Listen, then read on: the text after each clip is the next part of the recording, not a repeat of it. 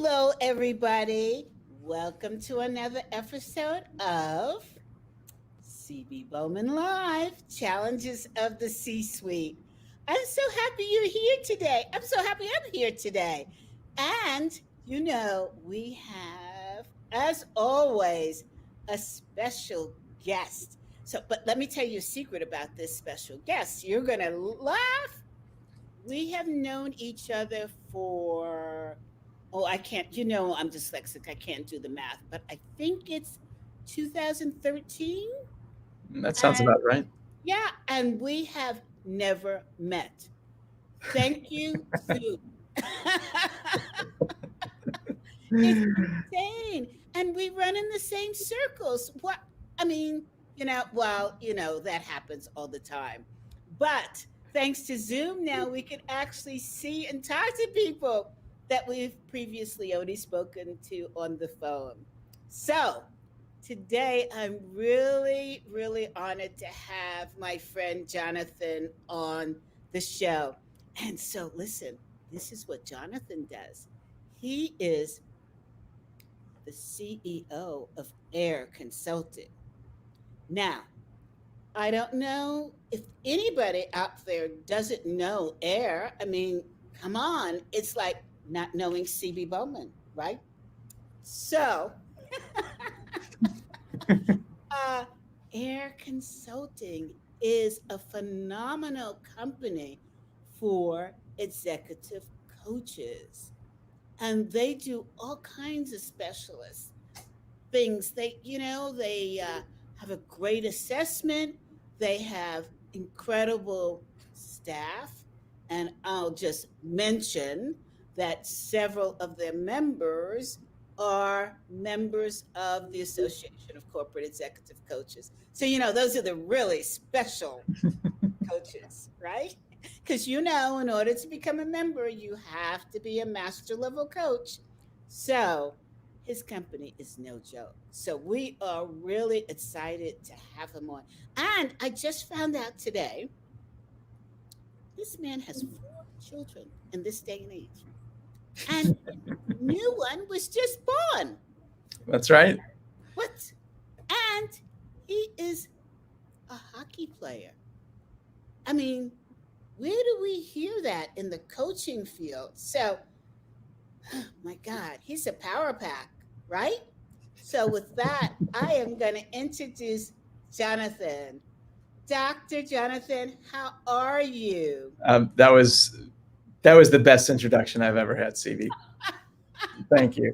I'm doing well, and in the last 3 minutes and 9 seconds, I've had a hockey stick, in terms of from well to just really, really excited and happy to be here on your show. And thank you for having me. Oh, it's my pleasure. Hey, tell the audience a little bit about yourself, your background, and before you even open to AIIR. Sure. Well, where do we start? Audience, look at that. Well, yeah, I'll start with there's 2 things that really activate me as an individual. Well, I should say 3 things. One is just my love of people and really helping others.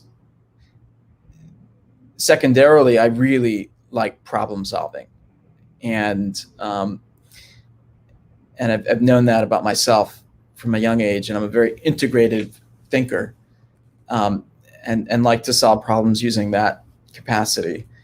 And the third thing about me is I really like to innovate and think outside of the box. So maybe that's the oppositional side of me, but if you say go that way, I'm going to be the one that says, you sure about that? Maybe there's a different way, or maybe we go a little bit that way, but then this way. So, when those 3 things converge, executive coaching is really like the sweet spot of convergence of my penchant for problem solving, my strong passion for people and helping others and and also, my I get very energized by exercising my creativity and innovation, and so the journey really began when I decided I wanted to be a clinical psychologist, which also hits on those areas as well. Though what I'm doing right now, I mean, I'm truly in the sweet spot. But at that time, really gravitated towards clinical psychology and studied psychology in undergrad, and came out to Philadelphia from NYU, where I studied to pursue my doctorate at Widener University, and learned all the orientations and just loved everything from the early psychoanalytic to modern psychodynamic to CBT, to behavioral psychotherapy, um, every flavor, right? There were 31 flavors. As a clinical psych in the coaching field, were you part of Division 13? I was part of Division 13. I have been less active, let's say. And Um, so did you I'm sorry, I'm confused. Division 39 is Division 13 for sure. Yeah, the Society of Consulting Psychology. I'm still very active in that division. did you know Dr. Bob Lee? Um, I did for a brief period, about 2 years, before he passed. Yeah. He was my mentor. Wow. Yeah. He's Small a world. tremendous person. A Oh real. gosh. Hey, the audience knows that what happens, this is a real live broadcast. What happens is I get calls during the broadcast. So they just bear with me, and I try to hide my phone, but it doesn't really work even when I turn it off because this iPhone 12s is smarter than me. So No worries. and when I hide it, it comes through on my computer anyway. But No that's worries at all. No it's like worries. you know. So You need anyway, to take a call, CB. yeah. So you did We're, know Bob Lee before he passed. Yeah. yeah, he was a real pioneer in consulting psychology, obviously, and a very prominent member in the Division 13 Society of Consulting Psychology. So yeah. Well, I have a fun story to share with you about him. So I met him. Oh gosh, I was a kid just starting out in the coaching space, and I met him at some conference, and I had heard his name, and I walked over to him and I said, um, Mr. Lee, I'd like to get to know you. I'm new, and it took all the guts that I had to walk over. Hmm. And he looked at me and he said, well, just put something on my calendar. And I'm like, oh, okay, okay. So then I had a meeting on his calendar. We went out to dinner, and I thought, here I am, this young, hot woman going out with this older man. And I thought, I don't know if this is kosher, right? So during dinner, we're talking, and he looks at me. He says, what do you want to do with your life? I'm like, um, what do you mean? And he said, what do you want to do? And I said, I want to be rich. I want to be successful, and I want to own a house. And he looked at me and he said, well, that'll never happen. Now the audience has to, Wow. he had an incredible personality, right? So I looked at him and I thought, who the heck is this man telling me this, right? So then we lost touch, and many years later, I was published in the Wall Street Journal, and I was writing, and I was doing this and that. Um, and I get this card in the mail from him, and he just wrote, I'm watching you. I'm like, okay, what does that mean? So then I just continued on my little journey, purchased my first house, um, and he called me up. And at this point, I think I had ACEC And he said, "So you've got this association, hmm?" And I said, "Yes." He said, "It's for coaches, huh?" And I said, "Yeah." He said, "All right, keep going." A couple of years later, this was about 2 years before he passed, he called me Mhm. up and he said, "I've decided to become a member of your association." And Wow. I like dropped the mic. I said, "Well, you'll have to pay, Bob." You didn't give him the friends and family? No, That's sweet. I didn't. I didn't. And he started laughing so hard and he said, "I knew you were going to be a tough broad." I said, "Yeah, but you told me I wasn't going to have any of this." He said, "If I told you that you would, you wouldn't have worked as hard to get what you've got." Wow. And I said, "Okay, well, your bill is this." And do you know he sent me a check? And within a year, he had passed. Oh, And he was just amazing. yeah. I would call him in between, to ask him a question, as a mentor. And he was always there, always. It's Such, a beautiful story, CB. What occurs to me when you share that, I mean, there's a lot that occurs to me, but I remember, when I was a rookie and the first conference I ever went to and looking up at, the gods of our field and yes. saying, oh my God, like, oh, if I approach him, what should I say? And how should I say it? And oh my, after I've, spun out in my head, the person's already gone. Right. Yes. And I'm now already preparing for, day two. And, um, all of that fear and hesitation, I find that you just got to blast through that and go straight to it, because as you experienced with Bob Lee, he's like, sure, like, let's connect, let's go out to dinner.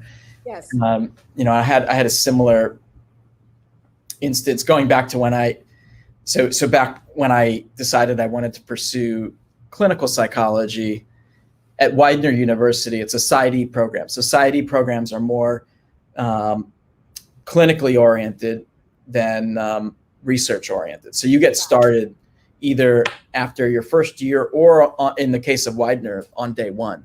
You're out there seeing patients. And I didn't have a clue what I was doing. I mean, I loved the field and I thought it was the perfect fit. So I thought, here, this is what I should do. I should really experience what it's like, at the very least, to be a patient. Oh, And no, no. so I got in touch with Irving Yalom, who is, the real pioneer in existential psychology, and group therapy. And I had all of his books. I was just totally into this guy. And I said, hey, I'm going to grad school. I've got no money, but I really want to experience what it's like to be a patient. I'm sure I've got some issues. My wife and I are coming to San Francisco we were going for our honeymoon, to do the West Coast, and he agreed to see me at a discounted rate, and we got into it. But it took, and I'm so I'm very, in retrospect, very proud of myself that I mustered up the courage to to call in my opinion, the best psychotherapist, in the U.S. at least, to get a session. And what I learned from that session, I wrote down every word afterwards. But I would encourage when I mentor, people, and I network with early career psychologists or even folks who are still in grad school, my advice is go big or go home. Like, That's right. you got nothing to lose. And by the way, people like CB, myself, maybe, people that you might perceive as being hard to access, we love it. Like we want to support and help and guide and mentor. And Yeah. so I love that story. And of course, Bob Lee is, he's a legend. I miss him so much.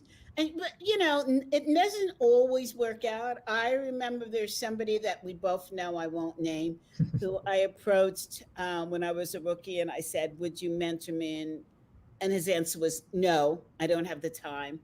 And then 2019, I was in London with Marshall Goldsmith to accept his top 50 leading coaches award. Congratulations. Thank you.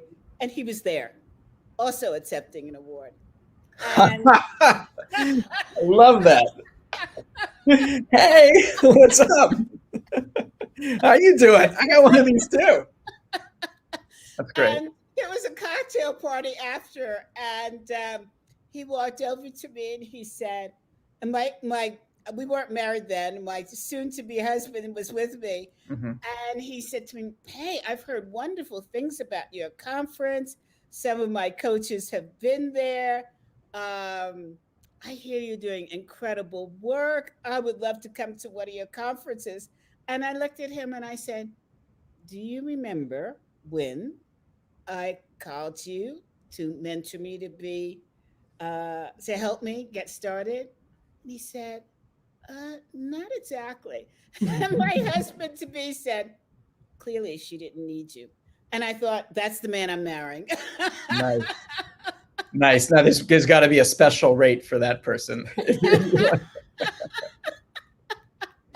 See, I mean, it's interesting. Like there's, I have the same experience. I've had, you make yourself vulnerable, Yes. and hopefully 51% or more of the time, you get a favorable answer, but sometimes you don't, right? Yes.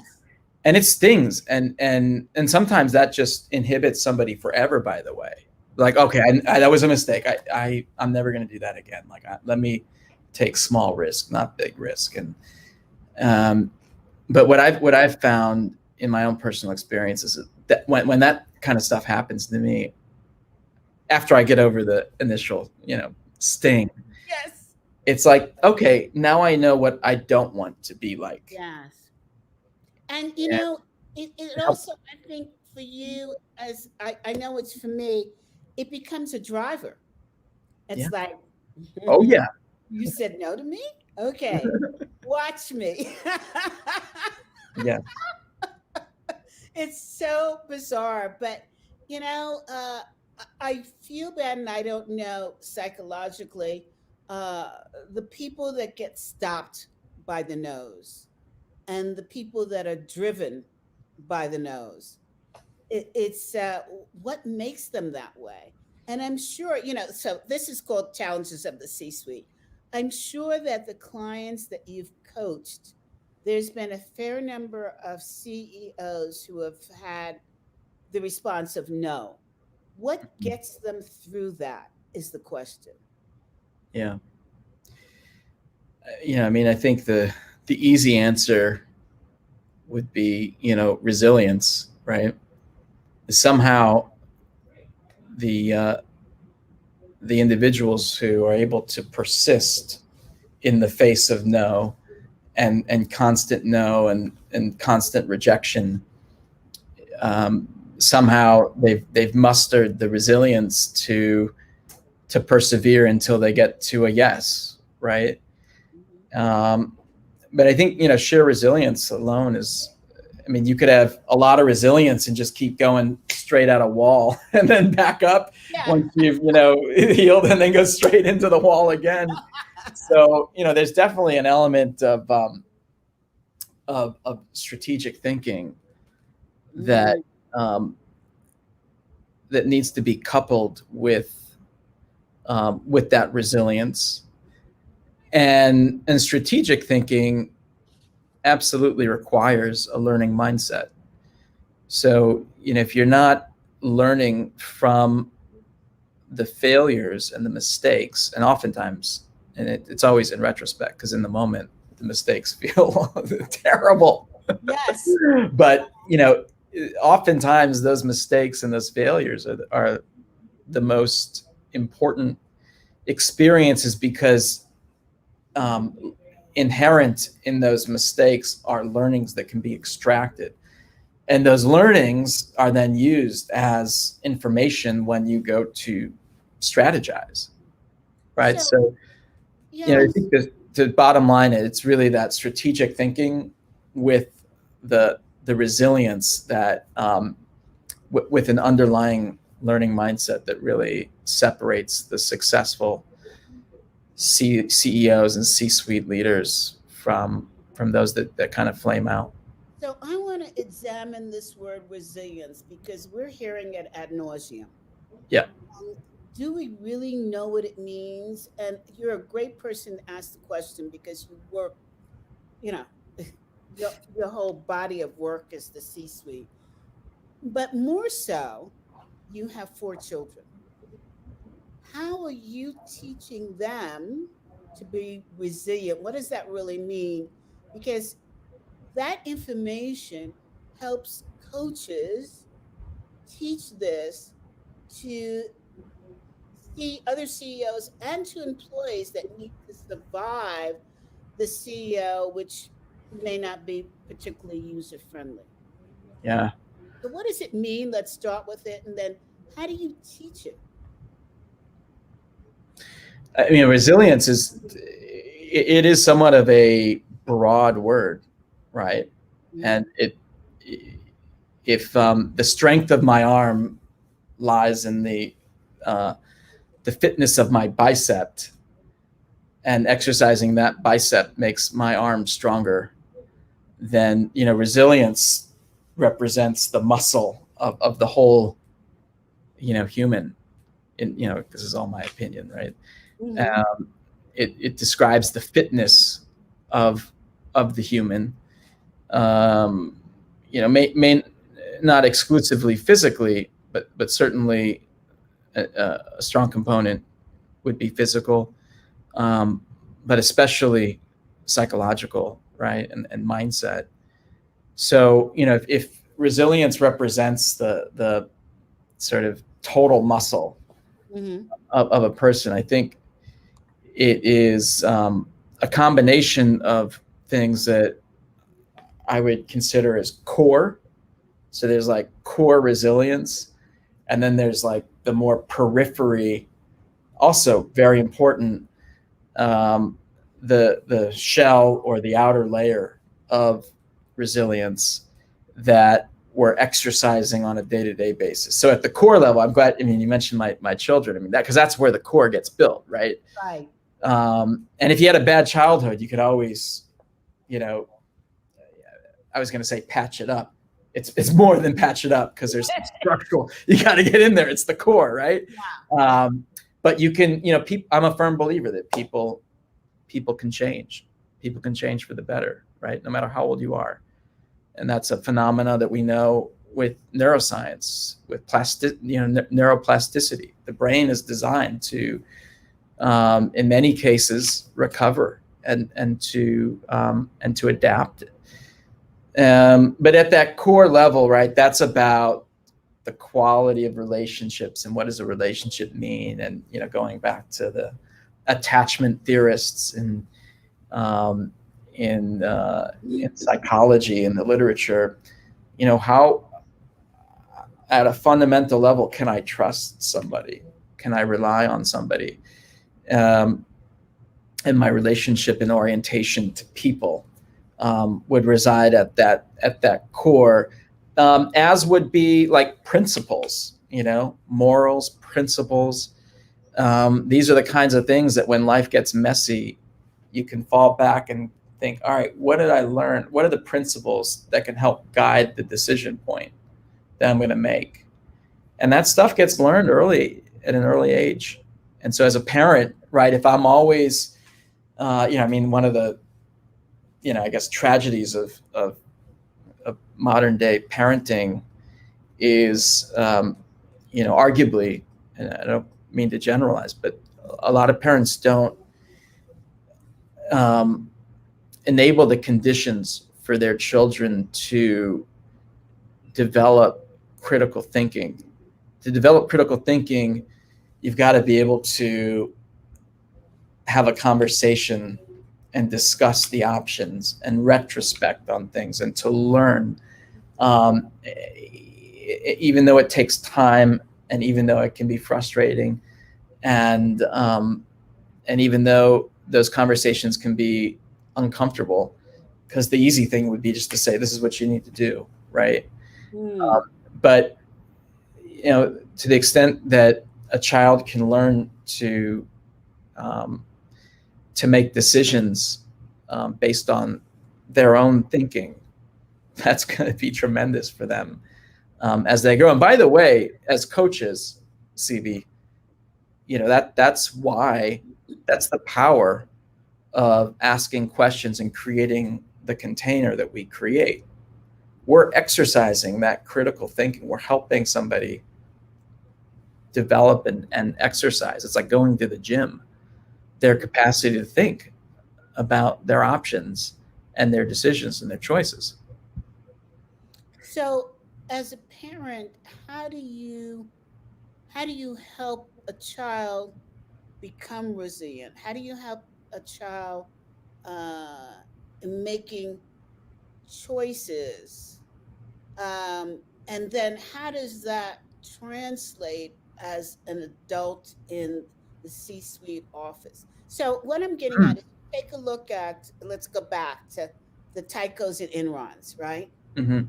You've got the C-suite office, and these people are clearly making wrong decisions or not making any decisions, which no decision becomes a wrong decision, right?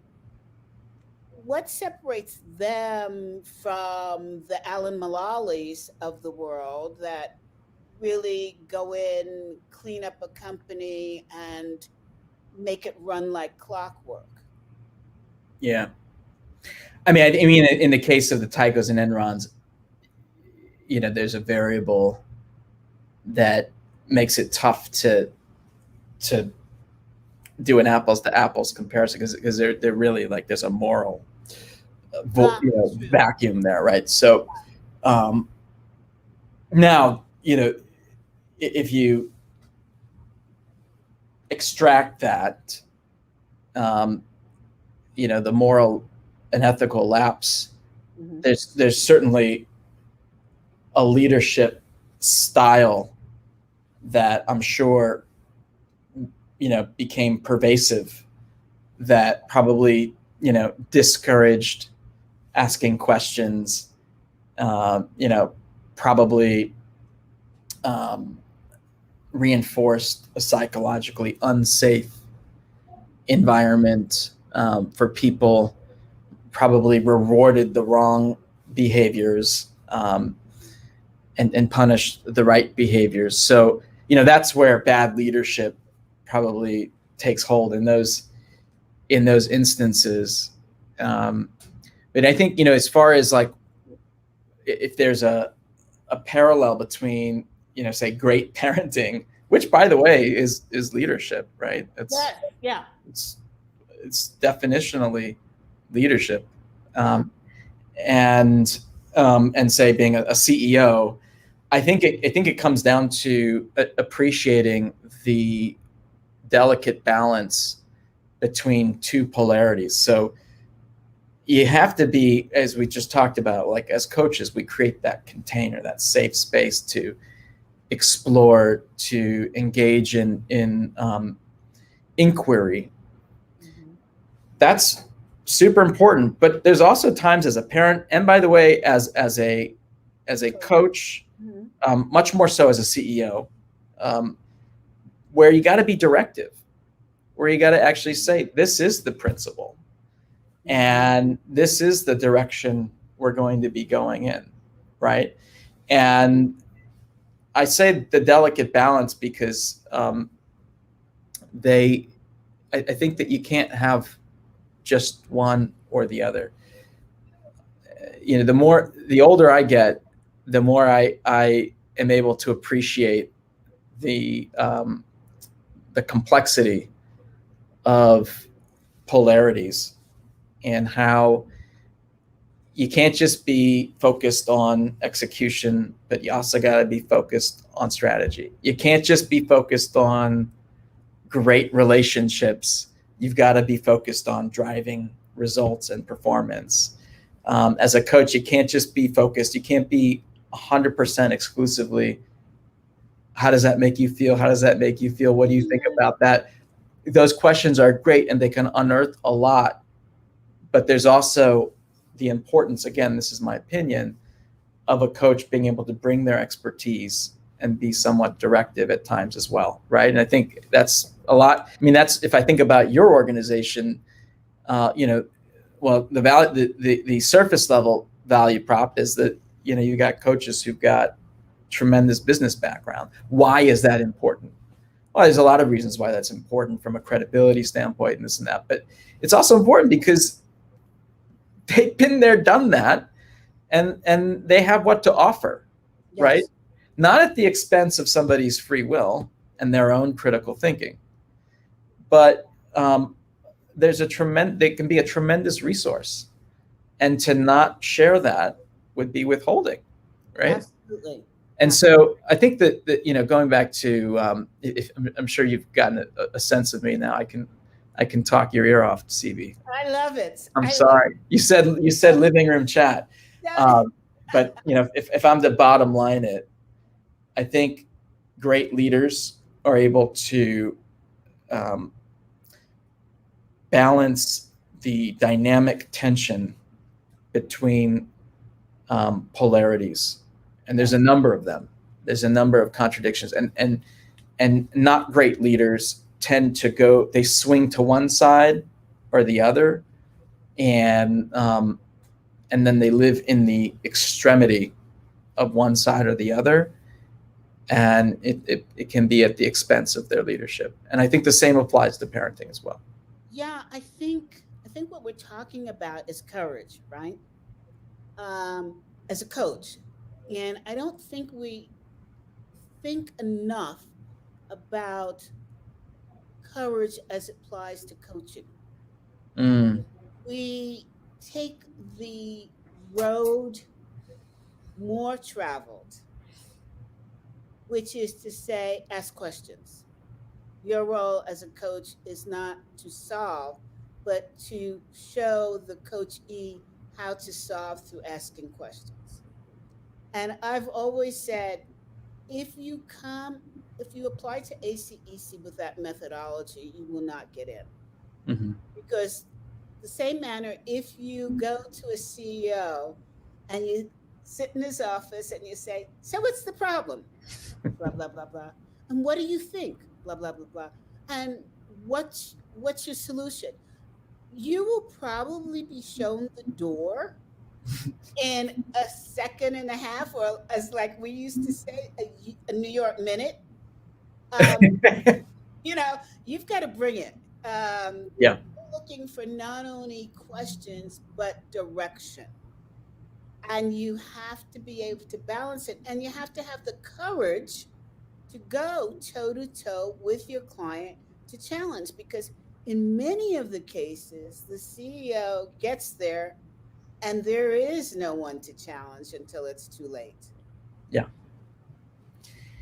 I drink my own Kool-Aid. I have a coach, and even if she's wrong with the challenge, I appreciate so much the challenge.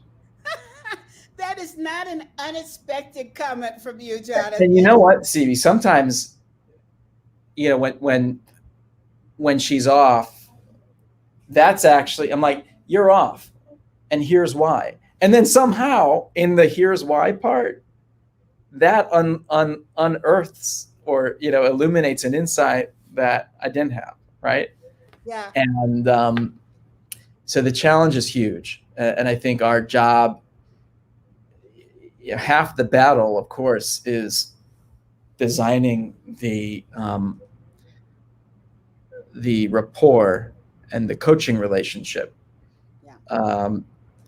so that there is the sufficient trust in place to be able to challenge, right? Yeah. And Yes. so all those things that you think, oh my God, I just want to go straight for the jugular. No, you've got to go through through those important, crucial stages of contracting and Well, really, I think our coaching field has been given a disservice to say the way to coach is only by asking questions. well, I that's the safe play, right? That's That's the playing safe. it safe. That's to your point around courage, Yeah. right? That directive part, being able to say to somebody, no.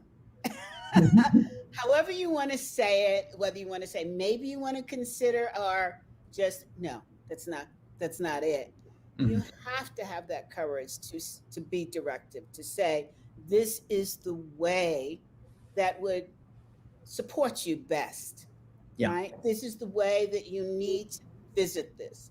This is and in some cases, as I've said to clients, no, this is just not going to work, right? Um, and that takes a lot of moxie. I mean, you have to pay your dues to get to that point, right? Hmm. Hmm. Uh, but I do think it's sad that we educate coaches not to be able to do that, right? Yeah. And and so that's why it was important to me when I designed ACEC to look for those kind of coaches. And I'll tell you what, here's the funny part. I don't have a coach, but every single member of ACEC, oh man, I step out of line. I am told. God, coaching. Be careful what you ask for in life, right? That's great. I Yeah. remember them telling me, CB, you're getting in the way of the success of ACEC. Step away. What? Wait, who do you think you're talking to? They knew exactly who they were talking to. And you know what? They were so right. I have to admit it. Yeah. Hey, Holly Teska, who is a member of ACEC, Mhm. and she was with Right Management for quite some while. And she's written in two comments. She says, Yeah. "Oh boy, CB, I have one up on you. I met Johnathan at executive coaching conference hosted by the conference board." Oh, Holly, okay. Holly and I love chiding each other. We are, sisters at the mind. She is Holly Teska. Yeah. She is quite brilliant, a brilliant coach, right? And strong and tough as nails. I mean, she gets it. She gets it, right? Then she comments, I love the discussion about the no's, how some people are shut down by them versus those who push through to a yes.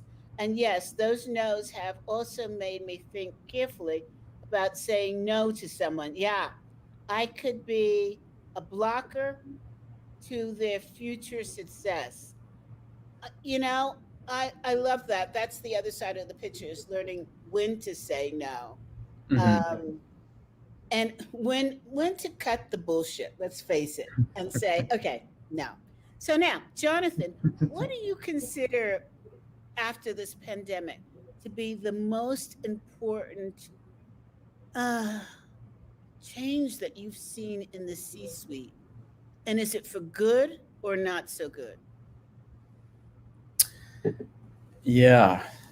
It's a great question, CV. I think like the current state right now, from what I'm seeing, with our clients and experiencing as a CEO myself, is people are exhausted. People are Mm, super tired, and we talked about Zoom fatigue, and then like straight up fatigue, and then I see this new word languishing that's coming, and I think people are just tired, right?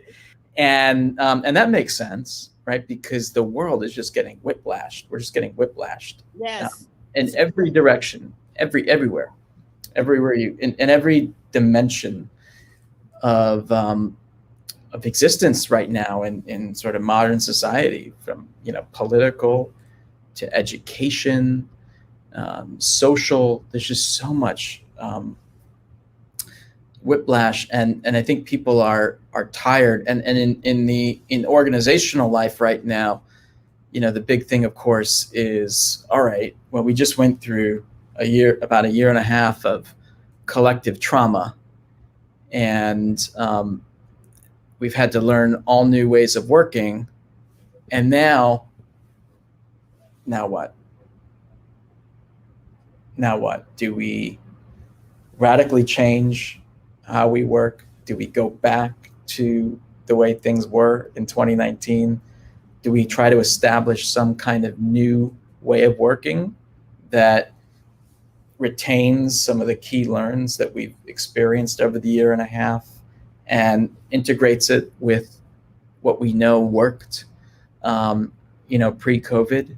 And so leaders right now in the C-suite are exhausted, and they're also very preoccupied with, how do I author the new way of working for my organization right now? Sort of the I'm speaking very much to the U.S. audience on this call, because there's parts of the world where it's far less fortunate, as far as vaccine rates and the numbers. But for the most part, it seems like we're out of the woods, or at least the really challenging woods in the U.S.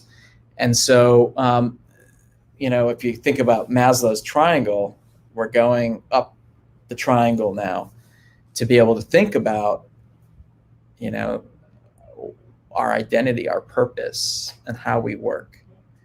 And so leaders are very much preoccupied with what that all means, both conceptually and very concretely, right? Does that mean 2 days a week at work and the other days at home?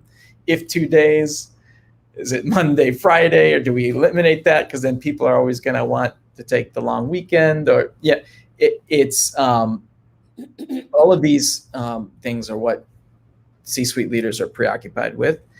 And then there's also there's a sort of a third variable here, which is enough. Like, we need to cut through all the noise and get back to work and get focused, right? We need to focus on our business. And so what I'm recommending to leaders right now is, get your ass on a vacation. If you haven't taken vacation, you need to. A lot of leaders are operating on empty right now. Fuels. Yeah, just on fumes. And so we need to get restored, and then we need to get focused, and then we need to. What is leadership? It's setting a vision, being very clear about that, and communicating it, and then mobilizing others towards that. That's leadership, right? So we need to be bold in setting that vision and moving people towards that. And to do that right now, because it's so noisy and there's so much variance, not everybody's going to be on board with the vision. And this is where it's going to take a lot of strength, especially for leaders who are, who are want everybody to love them and see leadership as a popularity contest. You're not going to win any popularity contests here, because the decision you make, return to work, is going to get some very excited and others are going to be really upset. And if you said hybrid, same thing. And if you said virtual, same thing. So it's sort of a no-win situation for leaders, and they have to be bold and strong. But to do that, take vacation. Get restored. I like that point. But here's what I'm saying. But first, I want to. Mary said, she's another member of ACEC. I love the discussion about critical thinking and decision making. Good insights from Johnathan. Well, okay, you're on popularity. So, Johnathan, here's what I'm seeing. I am seeing leaders are making some serious mistakes. And it's this. So we just came through not one pandemic, but five pandemics, and we're not through them all. So we had, first of all, the COVID. Mm-hmm. We have mental health as a Mm-hmm. result of that. We have the economy, we have the environment, and we have social justice, all of which have hit together. And right now, what I see leaders doing is focusing on whether or not to bring people back into the office. Mm-hmm. That's not the focus area. What you're doing is you're ignoring what we just came through, Mm-hmm. thinking it's over. It's not. It's not over, and it will happen again. And you haven't prepared your employees to deal with these things because you're now setting it aside and saying, okay, it's time to get back to work and produce. Mm-hmm. The flip side that I'm hearing from some really senior employees is, I don't know if this company is where I want to be. Because let's just take the diversity issue, Yeah. social justice. I don't like how they responded to the killing of Floyd. And now they're saying, come back to work, let's forget that, let's focus on producing. No, I'm looking at the moral compass of this company that ignored people dying from from a disease. Mm-hmm. This company didn't say, let me get enough shots for my employees to protect them. They didn't do that. Mm-hmm. So then you sit and you question, this company didn't have my back. They don't have the same beliefs that I have. Why do I want to go back to the same thing, whether it's at home or by Zoom or a combination? Employees have now had a chance to look under the blanket. They've had time to peacefully, quietly look under the blanket and examine the virtues of the company that they're working for. Look, I have a client who said to me, CB, I don't think I want to work at this company anymore. This is a top tech company in the Mm-hmm. top position. And I said, why? And he said, I don't like how they're handling social justice. Mm-hmm. I said, well, what is it that you think you could do differently? And he said, well, uh, I'm very much involved with my synagogue, and we are doing work to support the underserved. And I feel if I leave my job, I can do more work to support the underserved population. And I said, okay, let's examine this. Mm-hmm. Do you have enough money to support your family? His answer was yes. I said, okay. Do you feel if leaving this company will affect their beliefs in how they handle social justice?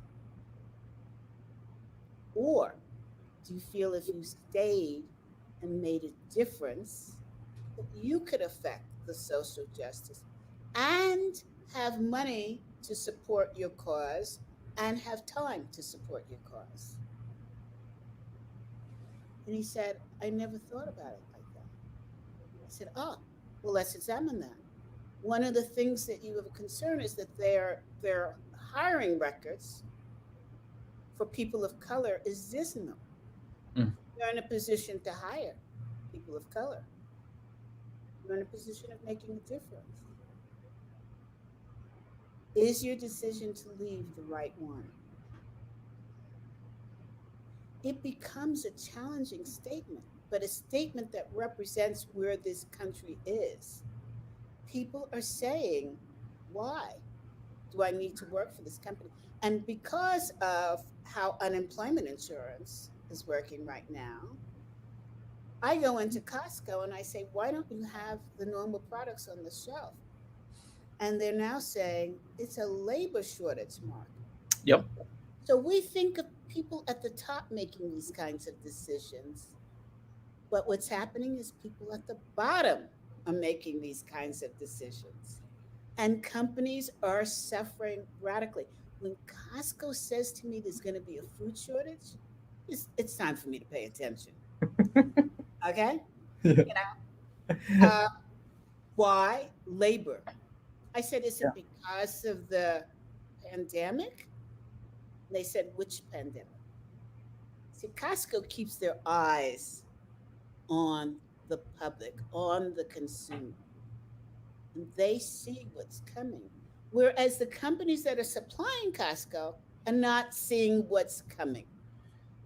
They haven't addressed the five pandemics. They're worried about whether or not they're going to be liked if they pull people back in or let them work by Zoom or a combination. That's not where the problem is. Yeah. That's my thinking as I examine what's going on. Yeah. I think I work with a CEO right now who navigated the pandemic beautifully. He's an Which older pandemic? Which pandemic? the, the health crisis, Okay. not the mental health, but Oh, the mhm. coronavirus, and they were extremely generous and conscientious and did everything right. Um, but he said, and his greatest concern is it's the transitions that kill us, right? That's what breaks us. And so, to your point, CB, we're going from the pandemic or the five pandemics, and there's, so that's like where we were, or arguably, where we still are, to this new place, and there's the transition. And I think what I'm hearing from you is you can't just force it. You can't just say, get back to work and start producing. September 15th is the date. Yeah. You Yeah. know, you're here, you're out, right? And I think there's a lot of wisdom in what you've shared there, because what we know about trauma is you need to process it and make meaning of it. Yeah. And just pretending like it doesn't exist or flicking the switch, that's not making meaning. That's repressing. Yeah. Because when it happens again, and it will, I'm going along with Billy Gates there. We're in a 5-year spread. Um, no, you've lost all the trust that you've tried to recuperate, Mm-hmm. and it's going to be worse. Yeah. We're not out of the woods. We're a different society. We're in a society where disease and politics and famine and social justice make us so much closer that there is no escape. There is only solution that we need to follow. Mm-hmm. Not to be Debbie Downer here, but I'm only saying this because there is an opportunity for solution. I'm not saying there's no opportunity for solution. Yeah. Well, I think it's a really important point, and I think if you it ties into the work we do, whether it's individually in one-to-one executive coaching, Yes. at the team level with team coaching, or more systemically, some sort of like Yes. culture initiative. Um, but ultimately, we live in systems that are nested. um, from organization to team, a team of teams, team, individual, and each aspect of those nested systems is experiencing the transition from point A to point B. Mm-hmm. And therefore, each requires um, a mechanism for making meaning in order to get to the other side successfully. Yes, Right? I agree. And that's where I think executive coaching um, has been a lifeline for so many people. It's always been that way, but particularly right now. Yeah, And it's interesting that you said that. Sorry to interrupt, mhm. because at ACEC we had all kinds of special meetings, and during the pandemic we had Saturday morning fireside chat. Now I can't get anybody to come to anything because all of the members are totally booked out with clients. I'm so proud Wow. of them. I'm so happy because It our speaks fireside to, chats yeah, were about you are going to be so needed because there's so much you're going to have to do after this pandemic. You need to position yourself so that you can respond to the call of action. And I think 90% of our members did that. And now it's like trying to get an appointment with a specialist. You can't get in to see them. that's right. Listen, it speaks to the demand and it speaks to the real need right now.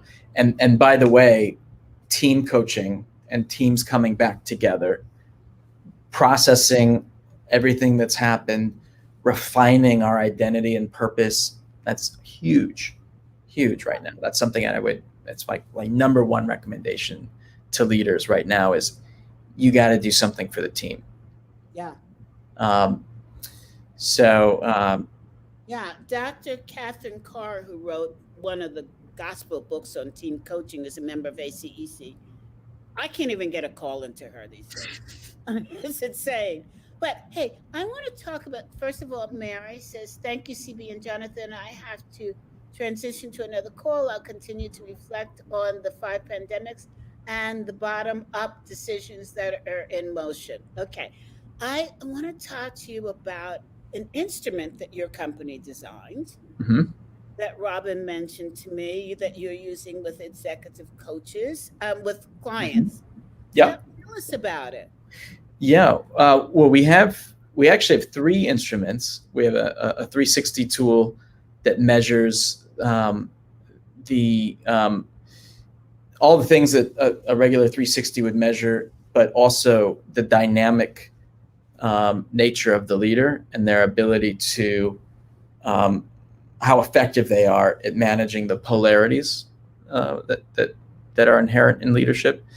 We have a team effectiveness survey, which is a tool that is a diagnostic for teams. Very popular right now because teams want to kind of get a baseline of where they're at, and very useful when it comes to team coaching. And then the tool that Robin is likely referring to is the Coaching Mindset Index, or CMI.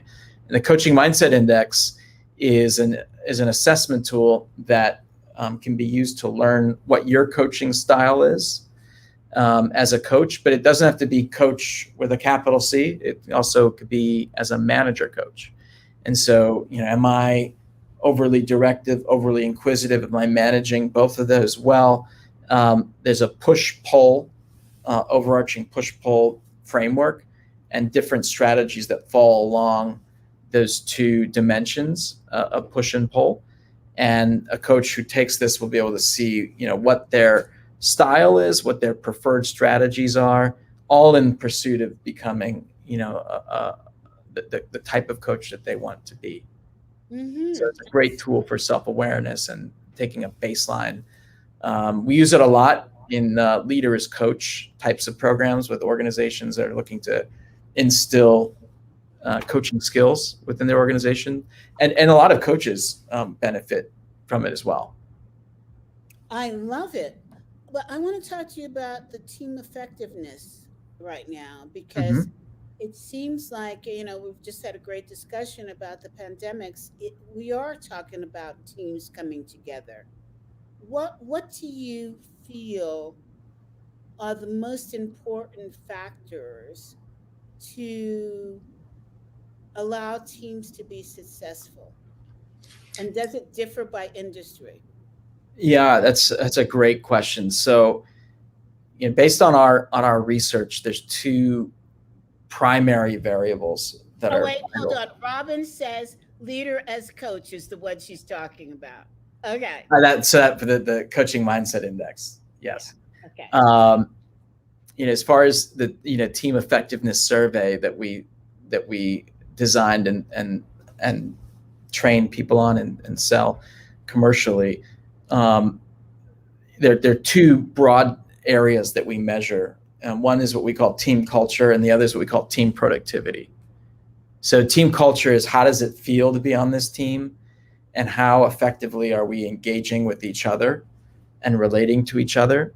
And there's three sub dimensions to team culture: trust and safety, which is a lot like psychological safety; cohesion, right? How unified, how much pride do we take in being a team; and dialogue, how effectively are we able to talk about things, not just easy things but also difficult things, and manage conflict within the team. So those are the three subdimensions of team culture, or how it feels to be on the team. And then you have team productivity, which is how effectively and efficiently we're getting stuff done.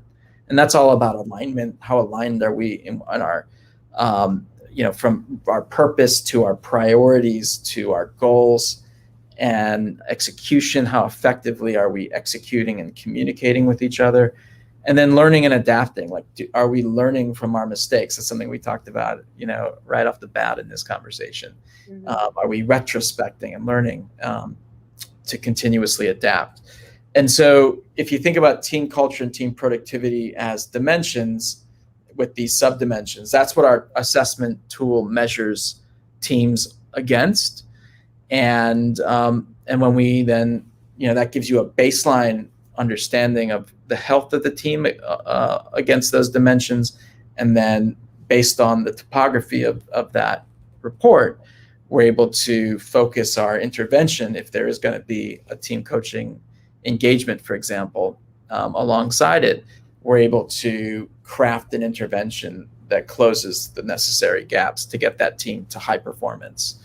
The team doesn't necessarily need coaching. That you can train a leader to be able to self-coach their own team, and we're seeing a lot of organizations also try to bring that in-house. So enabling their talent development partners or their HR business partners to be able to provide feedback on the team effectiveness survey and intervene as well. But that's in a nutshell how our tool works and how we view teams. And what we're seeing right now is teams actually really spiked in productivity. So this is not new to anybody on this call. Like, everybody's been working more somehow, right? Because we're not commuting, we're not traveling, we're not going out to lunch, we're back to back to back to back. It's part of the reason why we're so tired, right? So that had a real lift for the productivity dimensions, but it came at a cost, and that's what we're seeing right now. And that cost is culture, right? So the two didn't necessarily go up in tandem. And so right now, we've seen sort of a crash in culture, and so what we're doing with teams now, most teams we're working with, there's a disproportionate focus on culture dimensions relative to those productivity dimensions. All of it's important, but based on the dynamics of the 5 pandemics. Johnathan, we're out of time, but I don't care. We have a few more minutes. I want to challenge a couple of things that you've said, or at least ask about it. Do you have a few more minutes? I do. Okay, good. Yeah, we can go over. All right. So my audience knows I'm crazy. What the heck? Okay. Um, like a fox, right? um, culture in an organization. How do you feel as being part culture in a team? How do you feel as being part of the team? Okay. So my first question is, what dynamics are you looking at when you examine how do you feel to be part of a team? Are you looking at the diversity of religion? Are you looking at the diversity of color? Are you looking at the diversity of knowledge? When coaches are coaching people that might fall into any of these areas, Hmm. they're coaching them because they don't feel part of the team. And as your assessment looking at why and how to change that? That's one question, all rolled up. Um, the second question I had was, it interests me when you said there was a spike in productivity. And I wondered, before you said anything else, was that because of the change in technology more than in the change of behavior? What do I mean by that? When you're on Zoom, you're face to face. Hmm. There's no looking at the total environment. There's no looking out the window. There's no, looking at what you're wearing. Basically, it's like in your face. Let's solve this now and move on. Right. Hmm. So I'd like to say it's more concentrated thinking, unless you zoomed out. Right. Um, but on the other hand, you were saying if you are zoomed out and you have this exhaustion from being on Zoom, then you might have a crash in productivity. But we're still seeing those numbers higher to the degree that some companies are saying, screw the office. I mean, I'm going to be doing this online. We don't need all this office space, right? Yeah. So they also saw an increase. Are you predicting that there'll be a crash in productivity? Are you seeing it already, or are you predicting it? And how does the technology play a part? A whole bunch of questions. Yeah. Let's Yeah. not clear it out. Well, I don't know if I'll be able to answer them all.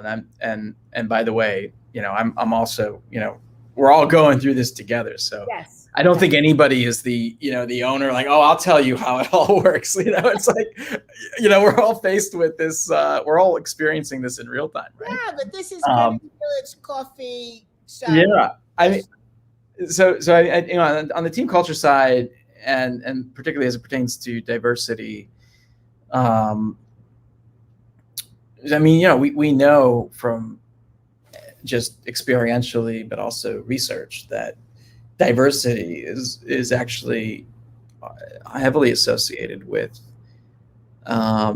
team performance. Yes, but If it it can could, be harnessed effectively, yeah, right? it could be the demise of a team, or it could be the excellence of a team. Correct. It's actually a lot easier to have an homogenous team. If everybody looks like me and talks like me and thinks Yes, like me, exactly. it's so much easier. Oh my God, it's so much easier. But we Boring can go, results, but we but can go straight into a brick wall, yeah, right? Because everybody is thinking the same, yeah. right? And so the real business benefit of a diverse team, there's a lot of benefits, but probably, I mean, in my opinion, the greatest benefit is you have differing perspectives on a singular topic, and through by harnessing those perspectives, we're going to arrive at a conclusion that I never could have thought of on Mm, my own, right? But that doesn't just happen. There's a lot that has to be done to make it feel safe for somebody who feels so different to be able to open their mouth and take some risk, yes. right? And that's fundamentally the concept of psychological safety, right? Or what we think of as trust and safety, because psychological safety is very important, as is concepts in trust and reliability. the people we're working with. So so that's the piece that really matters. You can't just have diversity. You have to have a psychologically safe environment so that diversity is harnessed. And by the way, diversity, of course, in terms of race, but also and gender, which we hear about a lot. But I also think age diversity, huge.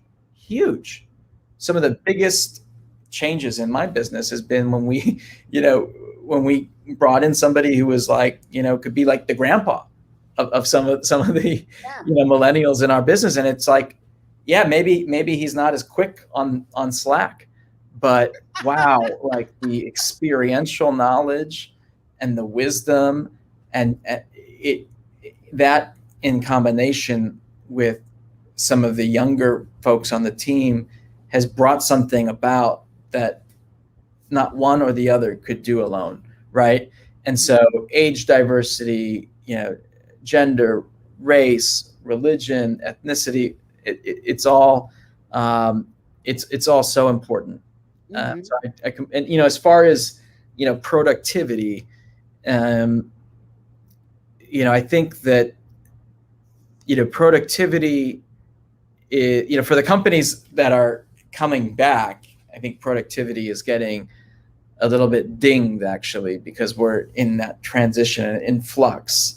But that's offset by, I think spikes in culture and also a lot of creativity, because there's a lot of, let me show you what I mean by that. Let me just draw this out on the marker. Before you know it, stuff's on that marker board that we weren't even aiming to address, which Zoom, like you said, it's narrow, it's targeted, it's laser focused on the topic at hand, right?